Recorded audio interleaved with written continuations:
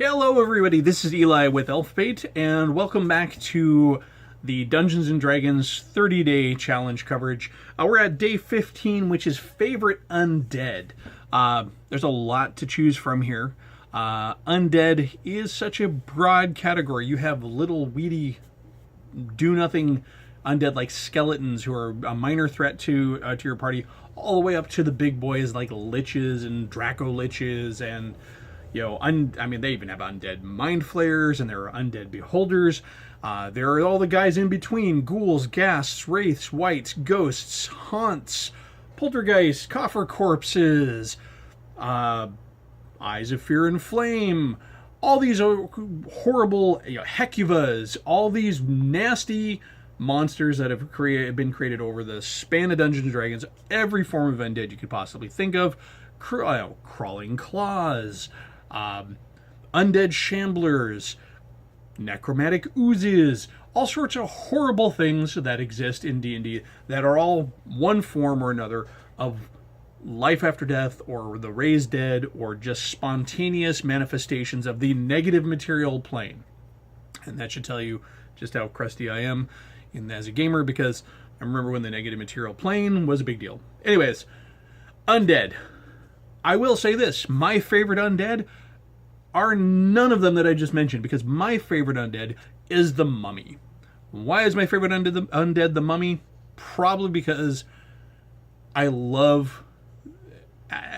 it spans multiple genres. It's a good horror monster. It's a good pulp adventure monster.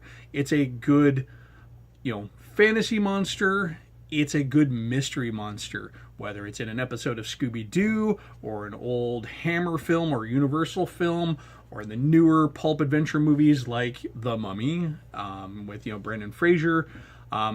The other thing I like about mummies is that mummies span the world over. There are all kinds of mummies.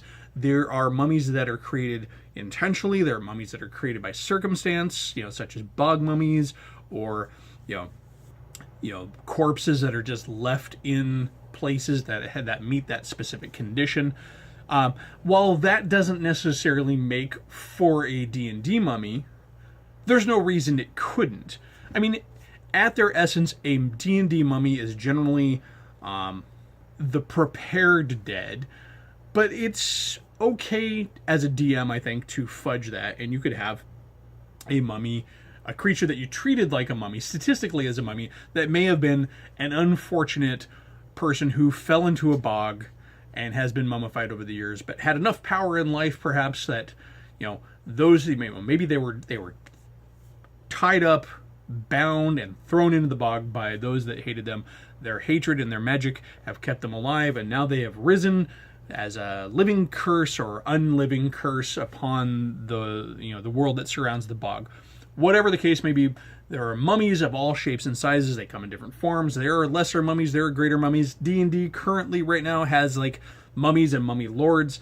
I think in 2nd edition, when they did the Ravenloft book, or box set I should say, and they came out with the monsters for Ravenloft, I believe they actually did something cool with the mummies, similar to what they did with the vampires in Ravenloft, which was to give them age categories, much like dragons. I would really love to see that going on now. For mummies, I think for any of the really long-lived dead, having age categories is not a bad idea. Not necessarily as extensive as a dragon, where you have I think there's maybe 4 or 5 categories in 5th edition. I think they've thinned it out a bit from original AD&D, where you had hatchling, juvenile, young adult, old, ancient, whatever. Yeah, I think we've kind of cut it down to the most important steps in their life. Something similar to that for the powerful undead it would be a cool idea. You kind of see that with the Lich nowadays. I think you've got Lich and Demi-Lich. I think the Demi-Lich is supposed to be the Lich that's lived so long that its physical body is just kind of gone, and it's barely holding on with a thread anymore. But with mummies, at least right now, you have mummies and then mummy lords. There are a bunch of other monsters throughout, not so much in the WotC products, but in the in some of the expanded universe, for lack of a better term, through Kobold Press and Frogod and all that. And over the years, through other products, there have been other mummies. A lot of homebrew mummies are out there. So mummies are just really cool to use. You can use them as guardians. You can use them as the focus of a game. They can be incidental monsters. If you're in a tomb looking for the Lich, well, maybe there are some mummies in that room. Maybe they're the Lich's wives or his servants from life that he has kept with him in his massive tomb of horrors or annihilation or other, nasty adjective that he wants to throw on there. So, yeah, mummies. I mean, they can range in appearance from, creeping, shambling mounds of bandages. Sometimes they can appear as young, youthful, or at least lively, vibrant, creatures until their true nature is revealed. They've been shown in movies and stuff, at least, to have all sorts of different magical effects. It's really not a hard thing to conceive of as of a mummy with class levels. The Mummy Lord in 5th edition is given spell casting ability. It's a set spell list, but you could easily swap that out. So I find that they're really useful to use in different categories. If you're going with a Mesoamerican themed setting, mummies are still fitting in there. You could have either, the dry mummies that are left on a hillside, or, the prepared body of an ancient sun priest who is now, turned into sun-dried jerky clad in, jade and gold and stuff. You could have the mummified emperor of an Eastern Empire, a withered old mummified druid, in some dark woods. Mummies just kind of fit now, and their powers, while at least their in-book powers, while they're clearly derived from the pulps, Curse of the Mummy, mummy this, mummy that, mummy, they're all Egyptian themed, mummy powers. They're really not. I mean, a curse is a curse. A baleful gaze is a baleful gaze. Rotting touch, is rotting touch. Whether you're marking that as the curse of the mummy, or, in the case, if we're going with that druid, maybe it's, his withering touch of anti-life. In life, he was a representative of nature. In Undeath, he's a representative of the decay, that he's going to bring about for whatever wrongdoing, turn him into mummyhood. That rotting touch. Sure, if you're going with the sun god theme from a Mesoamerican, South American kind of tribal nature, pre-Columbian, cultures, that rotting touch could be a withering touch or some sort of burning touch. Just change it from necromantic to,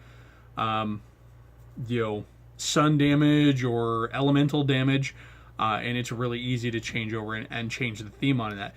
They're a really good building block for it. One of the things I'm going to include in this with this video is there's going to be a link down below to a document I'm going to throw up on my Google Drive for some ways to really quickly modify mummies. I originally did this for OSR stuff as a D30 chart, but I'm fleshing it out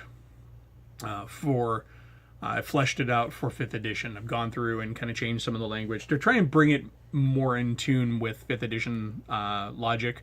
Now, there may be some holdovers to the OSR stuff, but as most OSR stuff is pretty much, primordial D&D, it's easy to convert, language-wise. None of it's play-tested, but, so I can't speak to balance, but it's a fun list of ideas for physical things, arcane things, and even some environmental effects that your mummy could have to make them truly unique and interesting and kind of unpredictable for your players. I don't know how many mummies you're going to use in your games. I've had them show up a few times in D&D before in the past, and so I imagine I'll probably continue to use them for a while. But yeah, I mean, mummies are my favorite high-end undead.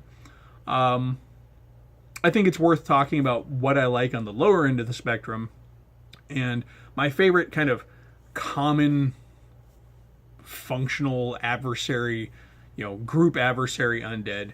I'm not a fan of the zombies and the skeletons. I like the ghouls. For me, ghouls and ghasts are a really cool undead type. And I've often felt that ghouls and ghasts are not undead like other dead, at least in my mind. I don't think of them as the undead as in like they died and then were raised back to life. I always feel like the ghouls are creatures that have been corrupted by negative energies, negative life energies. They've engaged in cannibalism. They've engaged in eating of the dead. And over time, their bodies have withered and taken on aspects of undeath. But I really like this idea that there are populations of ghouls, that there are maybe packs of ghouls that wander the countryside. If you remember the movie 30 Days of Night, well, that's about vampires. If you can imagine like a town that was, a village that was suddenly beset by a pack of wandering ghouls that goes, from place to place and devours the living as they get there, and occasionally, manages to recruit or convert some of the people into their pack. Maybe they're kidnapping the babies and the children and taking them back to their ghoul lairs and feeding them, corrupted and grotesque flesh, and turning these living creatures into more of them. Or maybe they're breeding true amongst themselves. Maybe in deep dark holes, kind of very Lovecraftian Pickman's model, or even like the movie The Descent, where you have these populations where they come up and they feed on the living, they dig through the graves and eat the dead. But they actually, somewhere out there are these creches of little ghoulings that are, mewling in the dark, waiting for their next gory feeding by their parents. And eventually they're kind of prodded out there. Maybe they're brought, small animals to hunt and kill, or even children, or the weak. But ghouls are just like really neat. They have intelligence. It's a feral intelligence, but they are much more interesting as an adversary than a shambling skeleton, or clattering Harryhausen skeleton warriors. Skeletons use bows and weapons, and so that's a cool thing to have happen. It's a way to challenge players at low level without having another group of goblins out there. Zombies in D&D, I like the fact that over the years they've managed to stay what they originally were, which was the powerhouses of the low undead. But I like ghouls. Not only are ghouls badasses in hand-to-hand combat at low levels, but that paralysis effect, it's really dangerous. In a party of 4, if one of your party gets paralyzed, they're then really dangerous. They're going to really change the action economy in your group if they can paralyze. Now, the paralysis is only a DC 10, so most of the time, you have at least a 50% chance, just on raw die roll to resist, not taking into account any modifiers to save. So they're right off the get-go, they're pretty bad. They get less effective as the players go up in level, but then you have ghasts, which can kind of close that gap. You also have the fact that ghouls, those packs could get bigger, and because they are thinking undead, you could maybe have them have items, or you could have them, maybe there's a ghoul shaman, low-level caster who has some abilities. But yeah, so ghouls on the low end of the spectrum, mummies on the high end of the spectrum. In the middle, I'd have to say I like wraiths. It's a Tolkien thing. I like wraiths. I like their status as sort of the heroes of undeath. Not a fan of Death Knights. I know a lot of people like Death Knights, but Death Knights are powerful. Death Knights are fighter liches, in my opinion. I mean, really, a Death Knight is a fighter lich. It's a lich paladin. But anyways, so yeah, that is my top 2, I guess, and then an honorable mention for the middle ground, Undead. Mummies, you can do a lot with them. You can fit them into any theme, any style. And ghouls, you can put them anywhere, whether it's the jungles of Chult, or a medieval countryside, or the dark rocky crags of a mountain, the middle of the desert. They're not out of place. They come crawling out of ancient cities, they're buried in the sands, and they howl under the moon of the haunted desert. Coastal towns, agricultural fields, ghouls fit there, and no matter where you're gonna go. And a mummy, you can have a mummy anywhere. He could be in a lost tomb. He could be buried in a temple. He could be in the dungeon of a castle. He could be at the bottom of an ocean. He could be in a cave. Wherever somebody in the past may have interred one of their venerated dead, and perhaps some of his minions, you're going to find mummies. What I'm hoping to see actually is more mummy types. I'd like to see some like lesser mummies. We've got kind of the base mummy. We've got the mummy lord. How about some lesser mummies? You remember the movie The Mummy? You had some of those. His priests were reanimated because they had been mummified as well. I guess one could argue that there are more kind of like animated dead, and maybe they only were moving based on his power, but I didn't get that feel. But anyways, yes. So those are my favorite undead. Certainly love to hear about yours. What do you like, that dips a toe into the negative material plane?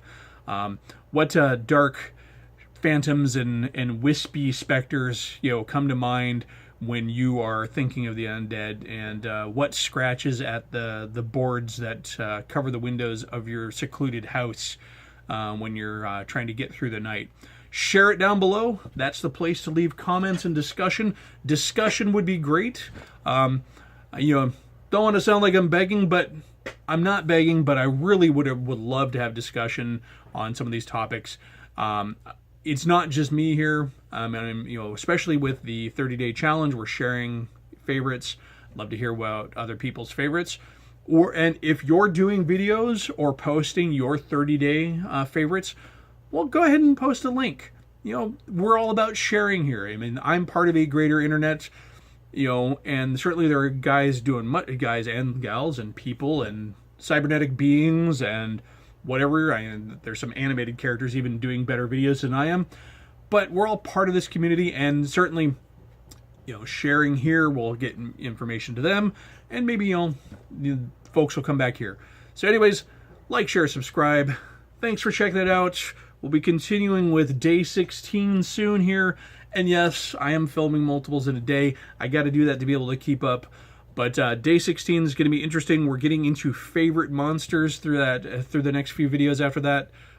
Favorite Undead was the first one, but there's more categories coming up. Really appreciate you checking me out, and get out there in game.